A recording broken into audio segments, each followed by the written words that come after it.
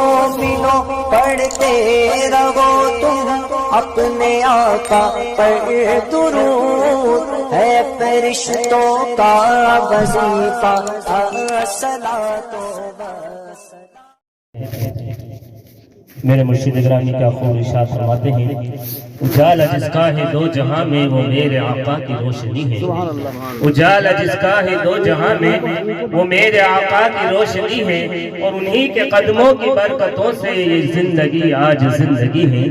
انہی کے قدموں کی برکتوں سے یہ زندگی آج زندگی ہے۔ اور آگے ارشاد فرماتے ہیں، حساب کا دن کٹھن تو ہوگا مگر ہمیں ان کا آسرا ہے۔ ماشاءاللہ۔ حساب کا دن کٹھن تو ہوگا مگر ہمیں ان کا آسرا ہے، اور وہ آ ہی جائیں گے بخشوانے، شفاعت ان کو عطا ہوئی ہے۔ وہ آ ہی جائیں گے بخشوانے، شفاعت ان کو عطا ہوئی ہے۔ اور آگے کیا خوب ارشاد فرماتے ہیں، کہاں ہے دنیا میں شہر ایسا مدینے جیسا، مدینے جیسا۔ کہاں ہے دنیا میں شہر ایسا مدینے جیسا، مدینے جیسا، ہے فخر جنت زمین کا ٹکڑا جہاں پہ لہدے نبی بلی ہے۔ ہے فخر جنت زمین کا ٹکڑا جہاں پہ لہدے نبی بلی ہے۔ آئیے حضرات محترم، جن برگزیدہ شخصیت کا ہمیں انتظار تھا، ہماری نگاہیں منتظر تھی، اب ہمارے درمیان رونق اسٹیج ہو چکے ہیں، جن سے مراد حضرت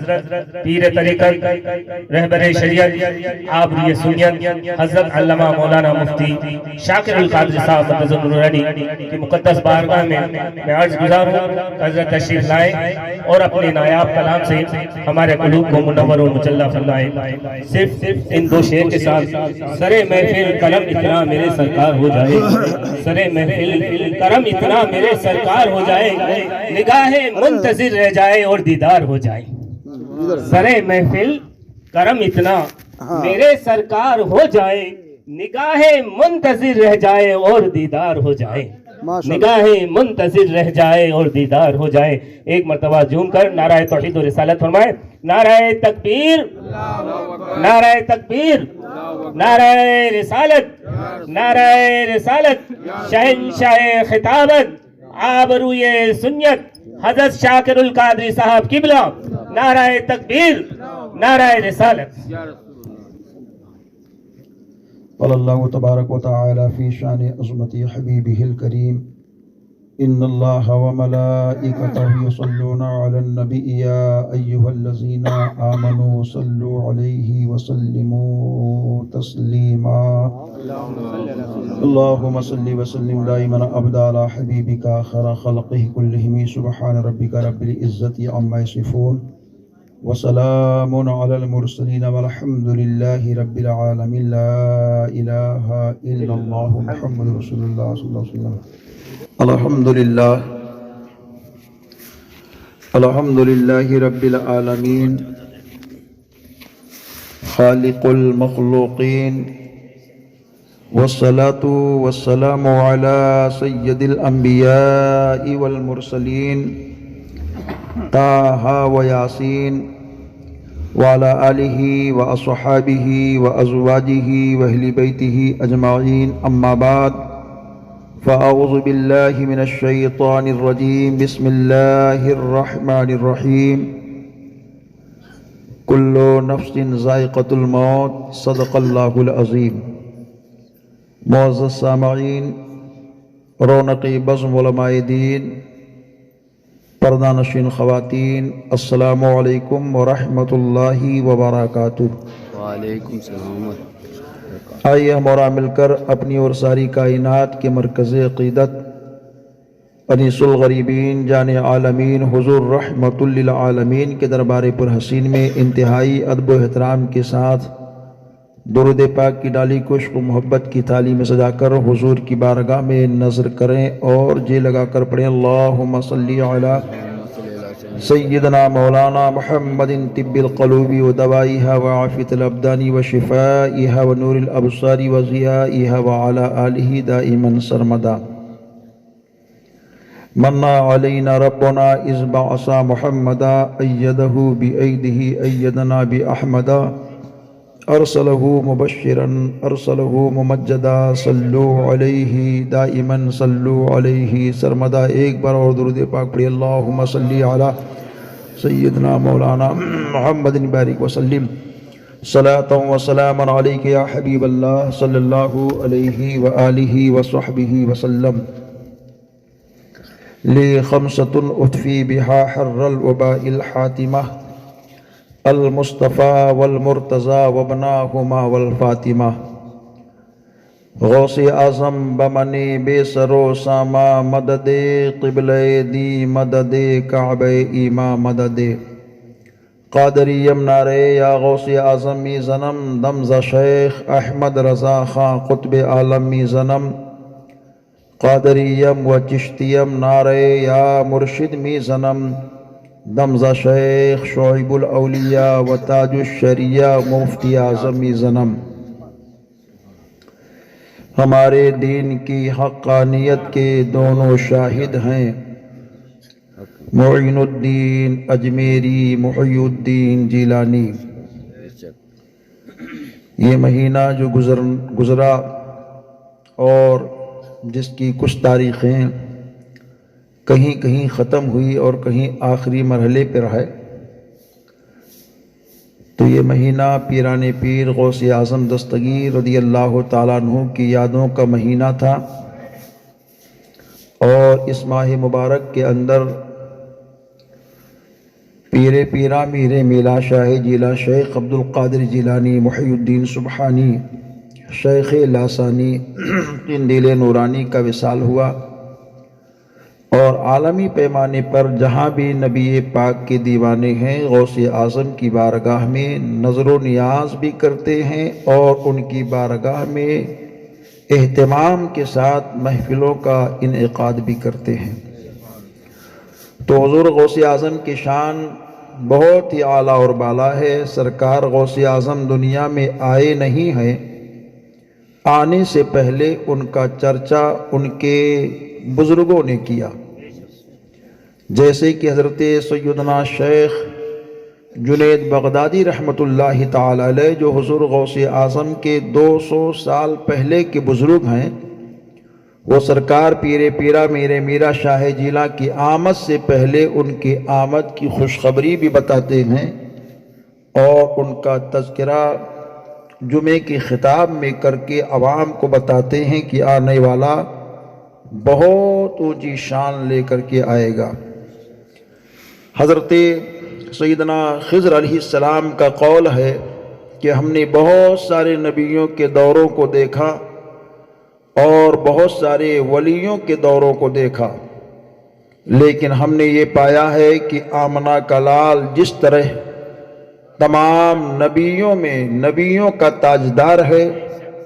ایسا ہی ام الخیر فاطمہ کا لال تمام ولیوں میں ولیوں کا تاجدار ہے۔ سبحان اللہ۔ اور جب سرکار غوث اعظم کی پیدائش ہونے والی تھی تو اس رات میں ہم سب کے حضور حضرت ابو صالح جنگی دوست رحمت اللہ علیہ کے خواب میں تشریف لاتے ہیں اور کہتے اے بیٹا، میرا رب تجھ پر خصوصی فضل فرما رہا ہے، اور اس کے فضل کی برسات یہ ہونے والی ہے کہ تیرے گھر میں میرا بیٹا آنے والا ہے، اس کی شان ایسا ہی ہوگی جیسے کہ میری شان تمام نبیوں کے مابین ہے، ایسے ہی اس کی شان تمام ولیوں کے مابین ہوگی۔ حضور شیخ سید عبد القادر جیلانی رضی اللہ تعالیٰ عنہ کے حیات ظاہری میں اگر کوئی شخص سرکار غوث اعظم کا نام بے وضو لے لیتا تھا تو آپ کے جلال کا یہ عالم تھا کہ اس کو اس دن موت واقع ہو جاتی تھی، اور جب آپ دنیا سے جانے والے ہوئے تو اللہ نے کہا اے محی الدین جیلانی اپنے جلال کو کم کر، تو شیخ محی الدین جیلانی نے اس جلال کو جمال میں بدلا، اور ایسا ماحول ہو گیا کہ ارشاد فرمایا کہ اگر کوئی میرا چاہنے والا باوضو ہو کر کے میرا نام لیتا رہے گا تو اللہ اس کے گھر سے غربت کی بیماری کو دور فرما دے گا۔ تو اگر کوئی شخص مالدار ہونا چاہتا ہو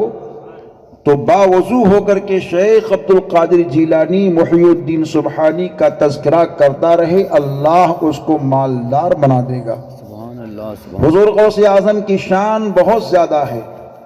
اور چونکہ یہ موسم سرد بھی ہے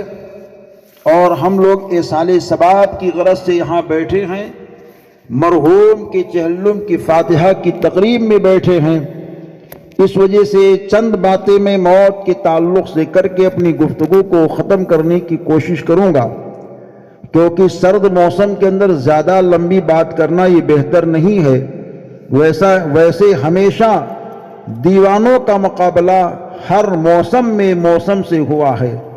لیکن دنیا کی نظروں نے دیکھا ہے کہ موسم ہار گیا ہے، نبی کا دیوانہ جیت گیا ہے۔ یہ موسم اپنی پوری طاقت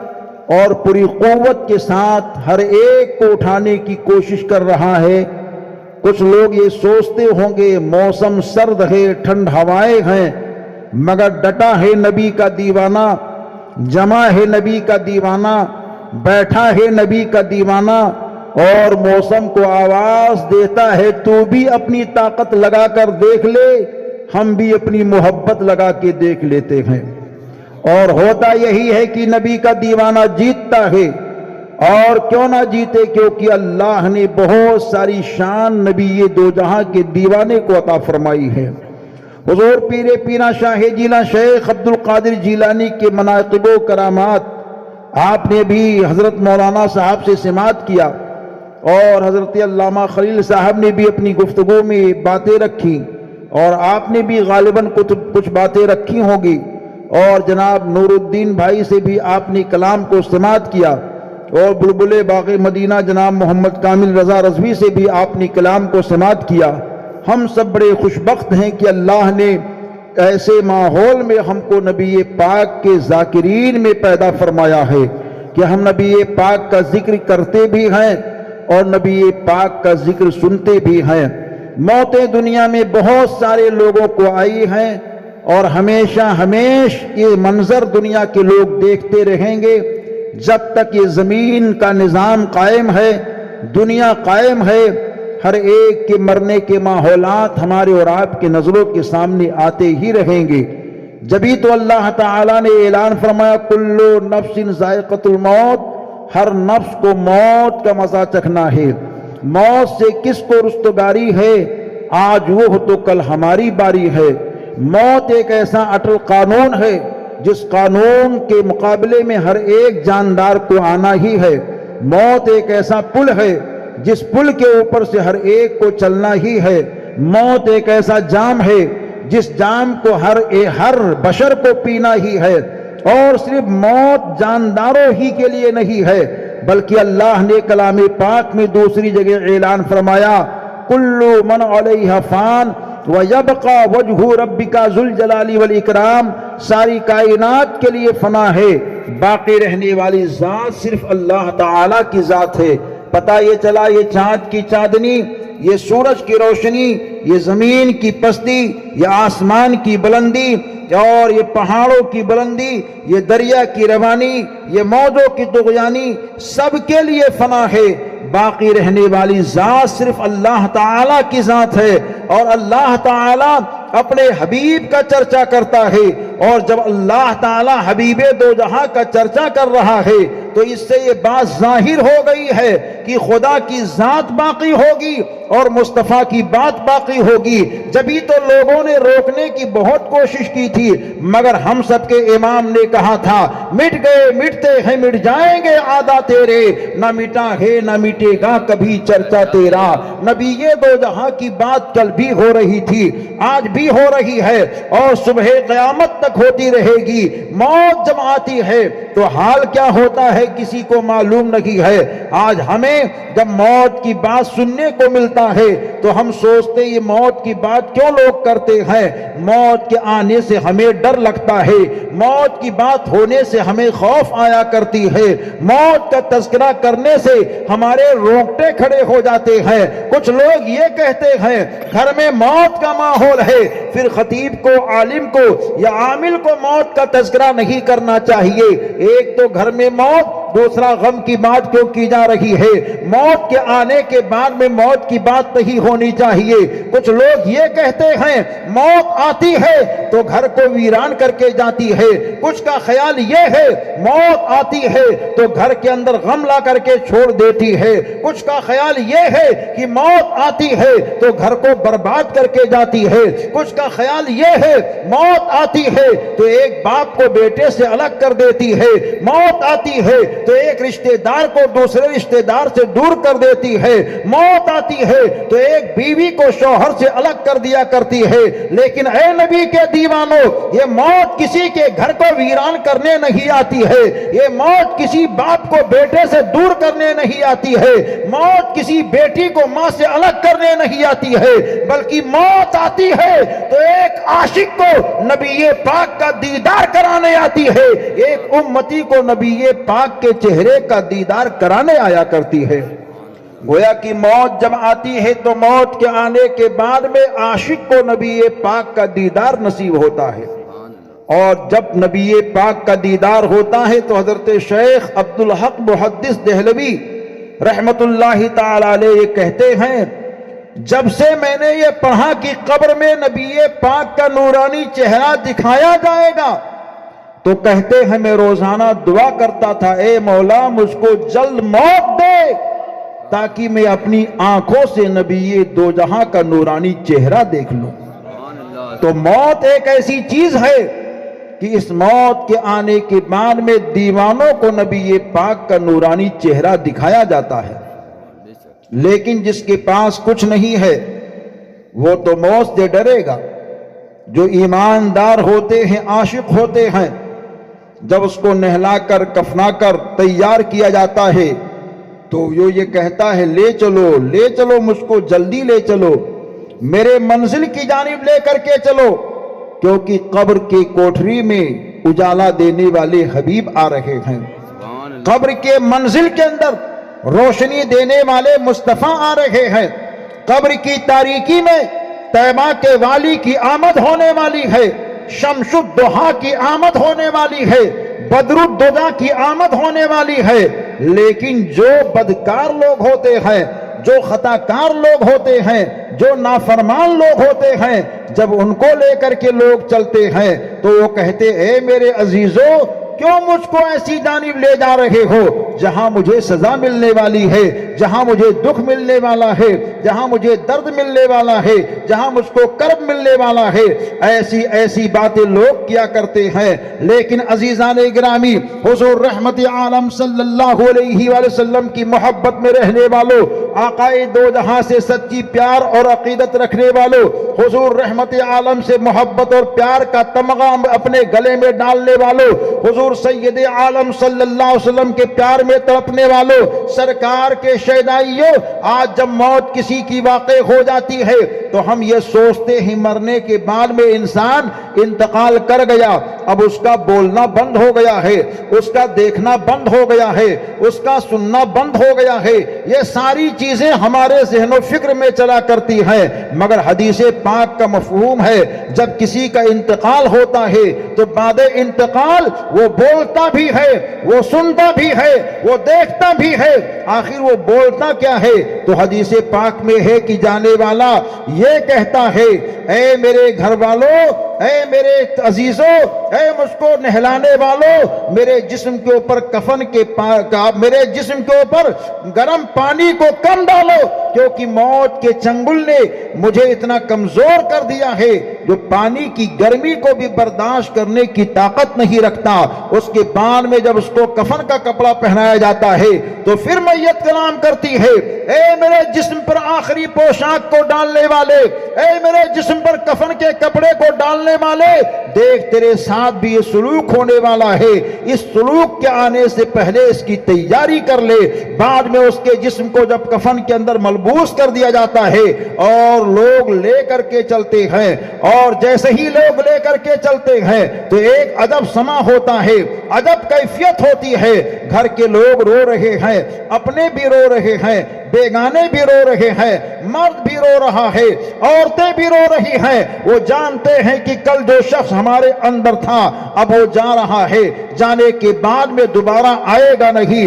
ہر کوئی روتے ہوئے جاتا ہے، مگر جانے والا اگر ایمان کے ساتھ جاتا ہے تو اپنے عزیزوں سے کہتا ہے اے میرے گھر والوں روتے کیوں ہو، بیٹے سے کہتا ہے اے بیٹا روتا کیوں ہے، بیوی سے کہتا ہے اے بیوی روتی کیوں ہے، رشتہ داروں سے کہتا ہے اے رشتہ دار روتے کیوں ہو، سارے لوگوں کو کہہ کر کے یہ کہتا ہے لحد میں آقا کی دید ہوگی، میں سج کے گھر سے نکل رہا ہوں، میرے عزیزوں یہ رونا کیسا مکان ہی تو بدل رہا ہوں، اے میرے گھر والوں روتے کیوں ہو، میں تو ایسی جگہ جا رہا ہوں جہاں دونوں عالم کے سرکار کا دیدار ہونے والا ہے۔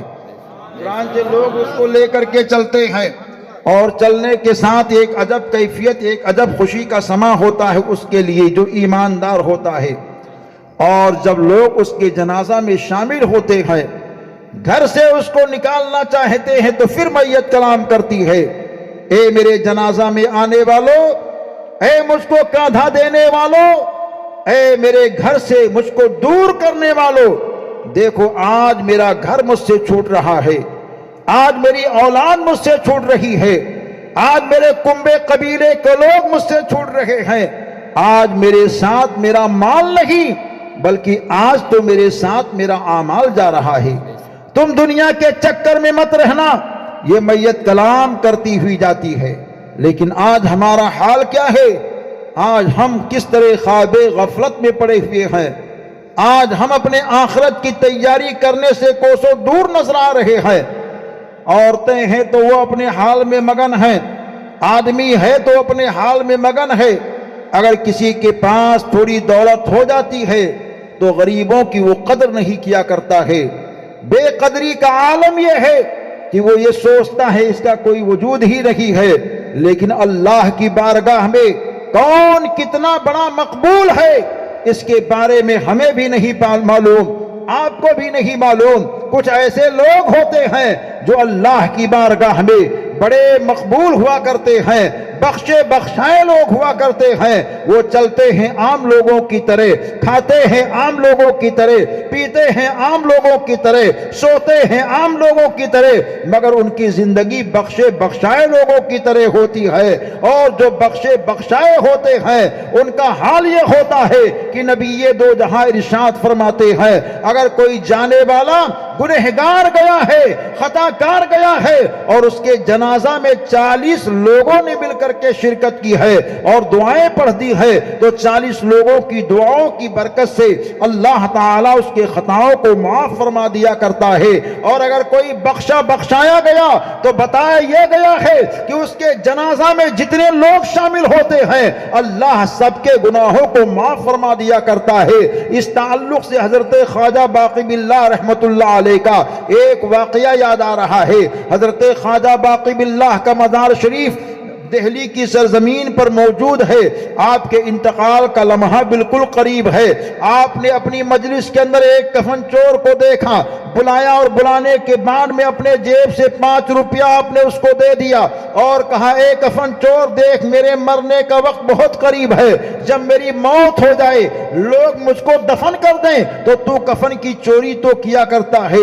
مگر تو میرے کفن کی چوری مت کرنا، میں پہلے ہی تجھ کو 5 روپیہ دے دیتا ہوں۔ اس نے کہا حضور میں آپ کے کفن کی چوری نہیں کروں گا۔ ماحول یہ ہو گیا، حضرت خواجہ باقی باللہ رحمت اللہ علیہ کا انتقال ہو گیا، آپ کو کفنایا گیا اور آپ کو دفن کر دیا گیا جنازے کی نماز کو پڑھ کر کے۔ رات کی تاریکی جب ہوئی تو کفن چور کروٹیں بدل بدل کر کے کہتا ہے دیکھو حضرت نے دنیا ہی میں پہلے مجھ کو 5 روپیہ دے دیا تھا، اب تو ان کا انتقال ہو چکا ہے، آنکھیں بند ہو چکی ہیں، ہاتھ کام نہیں کرتا ہے، پیروں کے اندر طاقت نہیں ہے، زبان سے بول بھی نہیں پاتے ہیں اور کانوں سے سن بھی نہیں پاتے ہیں، چلو قبرستان چلتے ہیں مٹی ہٹاتے ہیں، تختے کو ہٹاتے ہیں اور کفن کا کپڑا نکال کر کے لاتے ہیں، مارکیٹ میں بیچ دیتے ہیں، الگ سے کمائی ہو جائے گی۔ کفن چور قبرستان کو پہنچا، تختہ ہٹایا، قبر کے اندر دیکھا روشنی ہی روشنی ہے،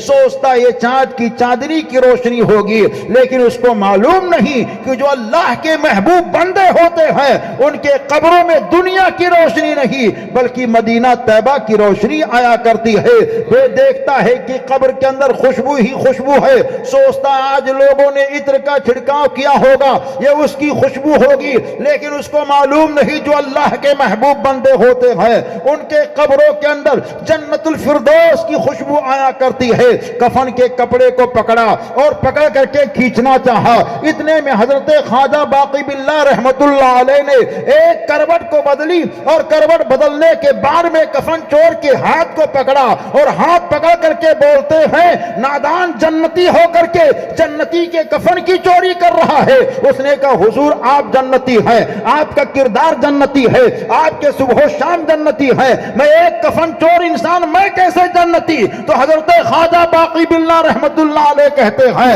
ارے تو ہی نہیں بلکہ دہلی کی منڈیوں میں جا کر کے اعلان کر دے آج جن جن لوگوں نے میرے نماز جنازہ میں شرکت کی ہے اللہ نے سب کو جنتی بنا دیا ہے، تو بھی میرے جنازہ میں شامل تھا، اس وجہ سے اللہ نے تجھ کو بھی جنتی بنا دیا ہے۔ اللہ اکبر یا رسول اللہ۔ حضرت خواجہ باقی باللہ رحمت اللہ علیہ نے مجاز دے دیا کہ حدیث پاک میں سرکار نے جو بیان فرمایا کہ جو اللہ کے نیک بندے ہوتے ہیں ان کے جنازہ میں ایماندار کتنا بھی گنہگار ہو اگر شامل ہو جائے تو اللہ تعالیٰ گنہگاروں کے گناہوں کو معاف فرما دیتا ہے۔ تو ہم کبھی بھی نماز جنازہ کا ماحول پائیں تو ضرور اس میں شرکت کر کے دعائیں میت کو بھی دیا کرے اور اگر وہ بخشایا ہے تو اپنے گناہوں کو معاف بھی کروایا کرے۔ حضرت خضر علیہ السلام کے تعلق سے روایت ہے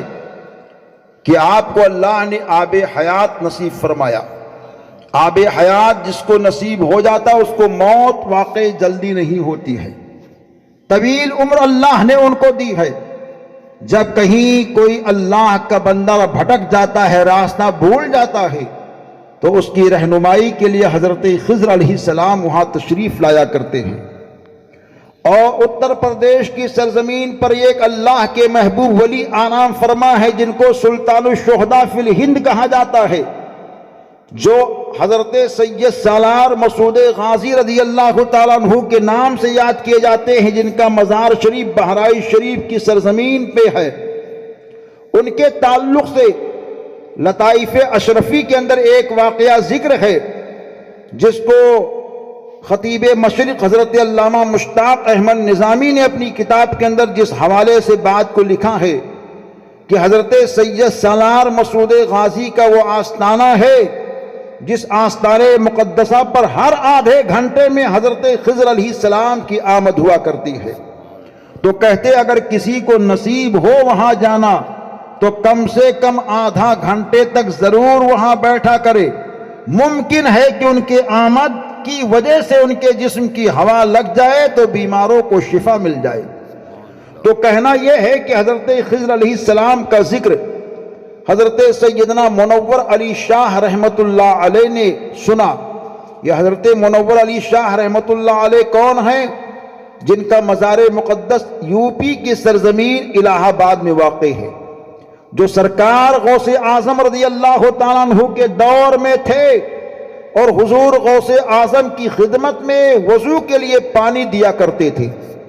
تو سرکار غوث اعظم کو ایک مرتبہ وضو کروا رہے ہیں، دل میں خیال آیا کہ حضرت خضر علیہ السلام کو اللہ نے آب حیات دیا، لمبی عمر ان کو مل گئی، سوچ ہی رہے ہیں تو پیر پیرا شاہ جیلا شیخ عبد القادر جیلانی نے کہا میاں منور شاہ تم یہ سوچتے ہو کہ آب حیات کیا ہے؟ تو سنو آب حیات تم کو دیکھنا ہے تو دیکھو محی الدین عبد القادر جو یہ وضو کر رہا ہے، وضو کا یہ پانی جو عبد القادر کے جسم سے گر رہا یہی آب حیات ہے۔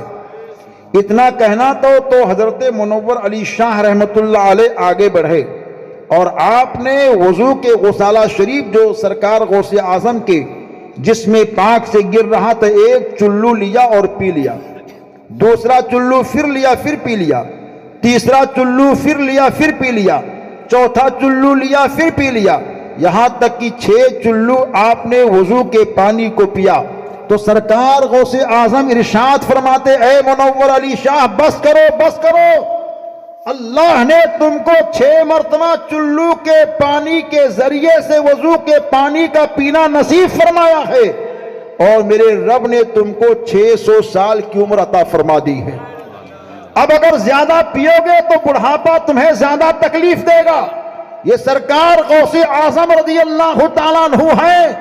جن کے وضو کے چھینٹے کی برکتیں یہ ہیں جن کو ہم غوث اعظم کہتے ہیں۔ تو جب غوث اعظم کے وضو کے پانی کے قطرے کا یہ عالم ہے تو رسول اعظم کے وضو کے پانی کے قطرے کا عالم کیا ہوگا؟ جب ان کے گدا بھر دیتے ہیں شاہان زمانہ کی جھولی، خدام کا جب یہ عالم ہے مختار کا عالم کیا ہوگا؟ آج ہم لوگ جانے والے انسان کو دیکھتے ہیں کہ دنیا سے کوئی انسان جا رہا ہے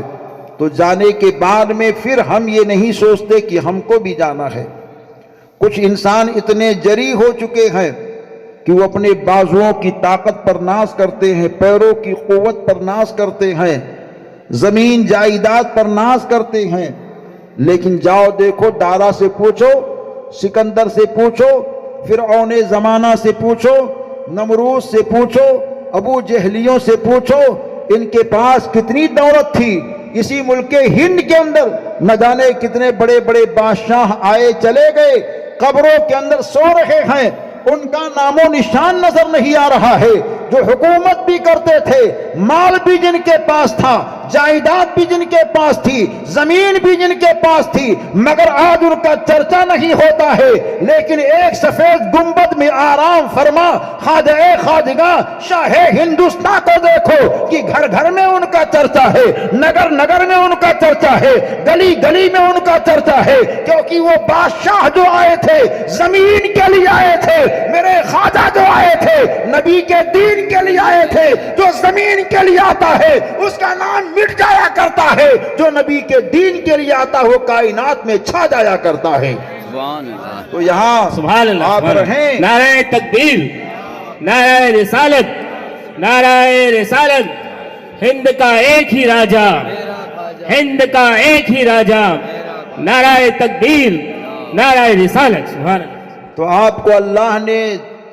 جان دی ہے، روح دی ہے، طاقت دی ہے، آنکھ کے اندر بینائی دی ہے، تو ان سب کا استعمال صحیح جگہوں پر کریں۔ زمین آپ کے پاس ہے، مکان بنائیں تو اس نیت سے بنائیں کہ اس مکان کے اندر ماں باپ کی خدمت کریں گے، اس مکان کے اندر نبی پاک کی میلاد کریں گے، اس مکان کے اندر اپنے بیوی کے حق کو ادا کریں گے، اس مکان کے اندر بچوں کی پرورش کریں گے، اس مکان کے اندر بہن آ گئی تو اس کی خدمت بھی کریں گے،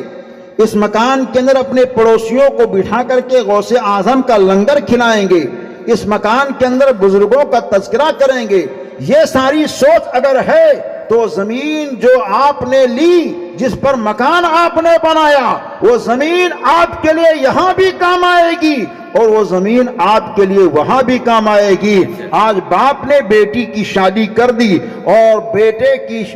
کی شادی بھی کر دی، بیٹا کی بھی شادی کی، بیٹی کی بھی شادی کر دی، لیکن حال کیا ہوتا ہے؟ باپ جب ضعیف ہو جایا کرتا ہے تو وہی بیٹا جو باپ کا ہے اور وہی بیٹی جو باپ کی ہے، اب اس کے اندر دیکھیے کتنی تمیز اور کتنی تفریق ہو جایا کرتی ہے، کس طرح دوریاں ہو جایا کرتی ہے کہ باپ کا وہ بیٹا اپنی بہن کو بھولا ہوا بیٹھا ہوا ہے، اس کی خیریت نہیں لے رہا ہے، بہن کس حال میں رہتی ہے کوئی خیریت لینے کے لیے تیار نہیں ہے، باپ دنیا سے چلا گیا مگر بہن کی خیریت لینے کے لیے بھائی تیار نہیں ہے، اس کی کیفیت کو پوچھنے کے لیے تیار نہیں ہے۔ اے عزیزو، اگر تمہاری بہن کہیں رہتی ہے، اس کا رشتہ کہیں ہو گیا ہے تو ضرور اس کی خیریت لیا کرو، اس کے حال کو معلوم کیا کرو۔ اگر کوئی بھائی بھائی بہن کی خیریت نہیں لیتا ہے تو سمجھ لو بہن کمزور ہو جایا کرتی ہے، اس کے معاملات کمزور ہو جایا کرتے ہیں۔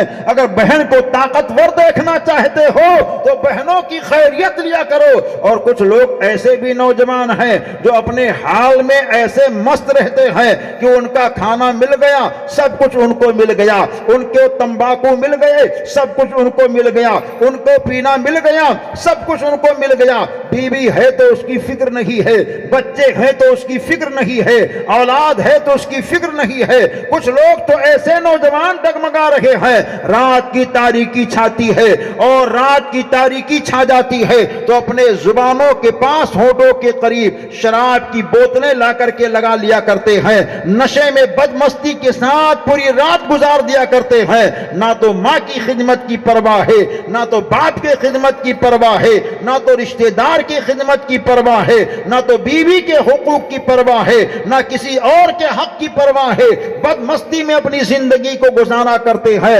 لیکن جو اللہ کے سچے بندے ہوتے ہیں، جن کے دل کے اندر خوف خدا ہوتا ہے، رات جب چھاتی ہے تو گھر والوں کی خیریت کو معلوم کرنے کے بعد میں مصلی بچھا کر اپنے رب کو منانے میں لگ جایا کرتے ہیں اور یہ سوچتے ہیں مجھ کو یہ دنیا چھوڑ کر کے جانا ہے، یہ چند سالہ زندگی ہے، چند لمحے کی زندگی ہے۔ وہ کھاتے ہیں تو اس کھانے میں بھی اللہ کی یاد لایا کرتے ہیں، پیتے ہیں تو پینے میں بھی اللہ کا تذکرہ لایا کرتے ہیں، سوتے ہیں تو سونے میں بھی اللہ کی بات لایا کرتے ہیں۔ اور حال تو کچھ نبی کے دیوانوں کا یہ ہوتا ہے کہ میں سو جاؤں یا مصطفیٰ کہتے کہتے، کھلے آنکھ صلی علی کہتے کہتے آج بے راہ روی کا معاملہ تو اتنا ہو چکا ہے کہ وہ قرآن جو ہمارے پڑھنے کے لیے بھیجا گیا، وہ قرآن جو ہماری زندگی کے رہنمائی کے لیے بھیجا گیا، وہ قرآن جو ہماری ہدایت کے لیے بھیجا گیا، آج اس قرآن کو ہم بھولے بیٹھے ہوئے ہیں اور اس قرآن کی جگہ پر ہمارے نوجوانوں کی انگلیاں جو قرآن کی سپاروں پر تلاوت کے لیے چلا کرتی تھی، آج نوجوانوں کی انگلیاں اسکرین کے اوپر چل رہی ہے، موبائل کے ٹچ اسکرین کے اوپر چلتی ہوئی جا رہی ہے اور اتنا ڈگمگایا ہوا یہ نوجوان جا رہا ہے۔ نوجوان تو نوجوان، بوڑھے تو بوڑھے، مرد تو مرد، عورتیں اور لڑکیاں بھی اس میں ملوث ہوتی نظر آ رہی ہیں اور اسکرین ٹچ کا موبائل لے کر کے اپنی زندگی کو برباد کرتی ہوئی جا رہی ہے۔ لیکن عزیزان گرامی، کچھ ایسے بھی اللہ کے بندے اور بندیاں ہیں کہ انہی موبائلوں کے ذریعے سے وہ قرآن کی تلاوت بھی کرتے ہیں اور انہی موبائلوں کے ذریعے سے کتابوں کا مطالعہ بھی کیا کرتے ہیں۔ تو اللہ تعالیٰ اگر آپ کو مال دے، موبائل آپ کے پاس ہو تو اس کا استعمال صحیح طور پر کیا کرو تاکہ آخرت میں آپ کے لیے کامیابی کا ذریعہ بنے، آپ کے لیے بامرادی کا ذریعہ بنے۔ اللہ تعالیٰ نے کلام پاک میں اعلان فرمایا، کلو نفس ذائقۃ الموت، ہر نفس کو موت کا مزہ چکھنا ہے، اور جب موت کا مزہ چکھنا ہے تو سارے لوگوں کو موت کی تیاری کرنی چاہیے۔ موت کی تیاری کیسے ہوگی؟ قرآن کی تلاوت کے ذریعے سے۔ موت کی تیاری کیسی ہوگی؟ نمازوں کی پابندی کے ذریعے سے۔ موت کی تیاری کیسی ہوگی؟ ماہ رمضان کا روزہ رکھنے کی وجہ سے۔ موت کی تیاری کیسی ہوگی؟ درود پاک کے پڑھنے کی وجہ سے۔ ہمارے اور آپ کے گھروں کے اندر ایسا چلن ہونا چاہیے کہ ہم روزانہ اپنی آقا پر کم سے کم 100 مرتبہ درود پاک پڑھنے کی عادت بنا لیں۔ صبح سے لے کر شام تک 100 مرتبہ درود پاک پڑھتے رہیں۔ جس گھر کے اندر درود پاک کا چلن شروع ہو جاتا ہے، اللہ تعالیٰ اس کے گھر سے پریشانیوں کو دور فرما دیا کرتا ہے اور اس کی پریشانیاں ایسی کافور ہو جایا کرتی ہیں کہ وہ زمین پر رہتا ہے تب بھی سکون سے رہتا ہے اور زمین میں جاتا ہے تب بھی وہ سکون سے جایا کرتا ہے۔ جانے کے لیے دنیا میں بہت سارے لوگ آئے ہیں لیکن جانے والے بہت طرح کے لوگ آئے ہیں۔ انہی جانے والوں میں ایک 15ویں صدی کے اندر اللہ کا ایک محبوب بندہ گیا ہے جس کے جانے کو دنیا کی نظروں نے دیکھا، جسے تاج الشریعہ کہا جاتا ہے، علامہ اختر رضا خان ازہری کہا جاتا ہے۔ وہ گئے ہیں تو ایسے گئے ہیں کہ دنیا کی نظروں نے دیکھا اور جانے والے اشر فعلی کی شکل میں گئے تو ان کے چہرے پر دھول نظر آیا، مگر ہمارے اور آپ کے تاج الشریعہ گئے ہیں تو ان کے چہرے پر نور ہی نور نظر آیا ہے۔ تو ایسا چہرہ بنا کر کے جاؤ، ایسا حال بنا کر کے جاؤ کہ جب دنیا سے جاؤ تو چہرہ دیکھنے کے بعد میں برجستہ دنیا کے لوگ یہ کہیں یہ عام نہیں جا رہا ہے بلکہ یہ جانے والا مدینے کے مصطفیٰ کا سچا غلام جا رہا ہے۔ ہم سب کو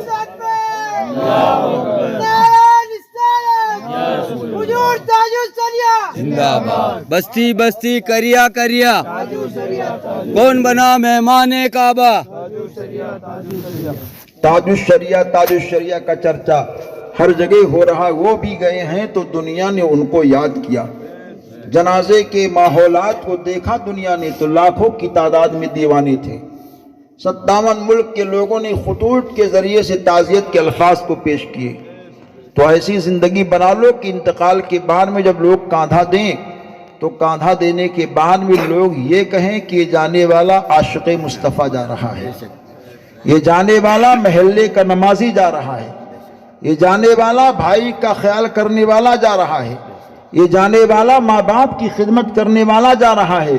یہ جانے والا اپنے بچوں کی صحیح پرورش کرنے والا جا رہا ہے، یہ جانے والا اپنی بیوی کا دیکھ ریکھ کرنے والا جا رہا ہے، یہ جانے والا اپنے بھائی اور بہنوں کے دیکھ بھال کرنے والا صحیح طور پر جا رہا ہے، یہ جانے والا مسجد اور مدرسے کا خیال کرنے والا جا رہا ہے، یہ جانے والا عالموں سے اور اولیاء کرام سے محبت کرنے والا جا رہا ہے۔ ایسی زندگی مت بناؤ کہ لوگ کاندھا دیں تو یہ کہیں یہ شرابی جا رہا ہے، یہ پاپی جا رہا ہے، یہ زانی جا رہا ہے، یہ ڈاکو جا رہا ہے، یہ رہزن جا رہا ہے۔ نہیں نہیں، ایسا بنا لو زندگی کو کہ جب کوئی کاندھا دے تو برجستہ فخر کے ساتھ کہے کہ ہم نے کاندھا دیا ہے تو کسی دنیا دار کو نہیں کاندھا دیا ہے، ہم نے کاندھا دیا ہے تو عاشق احمد مختار کو کاندھا دیا ہے۔ تو ایسی زندگی آپ بناؤ گے تو ماشاءاللہ آپ کے لیے بھی فائدہ رہے گا، اور جو زندگی بنا کر اپنی اولاد کی صحیح تربیت کر کے جائے گا اس کے لیے بھی فائدہ رہے گا۔ آج دنیا میں لوگ روتے بہت ہیں۔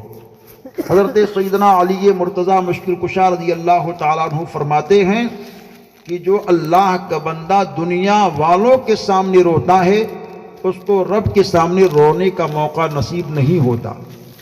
اور جو دنیا داروں کے سامنے روتا ہے وہ ذلیل ہوتا ہے، اور جو رب کے سامنے روتا ہے وہ دنیا داروں کے سامنے کبھی نہیں روتا۔ اور رب یہ کہتا ہے میرے بندے تو میری بارگاہ میں آ کر کے آنکھوں سے آنسو کو بہا، میری وہ ذات ہے کہ میری بارگاہ میں اگر تو روئے گا تو میں کسی سے کہوں گا بھی نہیں اور دنیا والوں کے سامنے رونے سے بچا لوں گا بھی۔ تو اپنے رب کی بارگاہ میں کبھی کبھی روتے رہو، ایسی بارگاہ میں رو جو آپ کے آنسوؤں کی قدر کرے۔ آپ کے آنسوؤں کی بڑی قیمت ہے۔ ٹھنڈک کا موسم ہے، تقریر کا ماحول بن نہیں پا رہا ہے، چند نصیحت والی باتیں ہم نے کی ہیں، اور آپ لوگ بھی اس کھلے ماحول میں بیٹھ کر کے ذکر مصطفیٰ کو سن رہے ہیں۔ دعا ہے کہ اللہ تعالیٰ اس محفل نور کے فیض و برکات سے ہم سب کو مالا مال فرمائے، اور مرحوم محمد حسین صاحب کی قبر پر رحمت و نور کا نزول فرمائے، ان کے رشتہ دار، ان کے عزیز و اقربا، ان کے بیٹا بیٹی، ان کی اہلیہ اور ان کے تمام اس بستی کے لوگ جو چاہنے والے ہیں، سب کے لیے دعا ہے کہ اللہ تعالیٰ سب کو خوشحالی کی دولتوں سے مالا مال فرمائے۔ استغفر اللہ ربی من کل ذنب واتوب الیہ۔ السلام علیکم ورحمۃ اللہ وبرکاتہ۔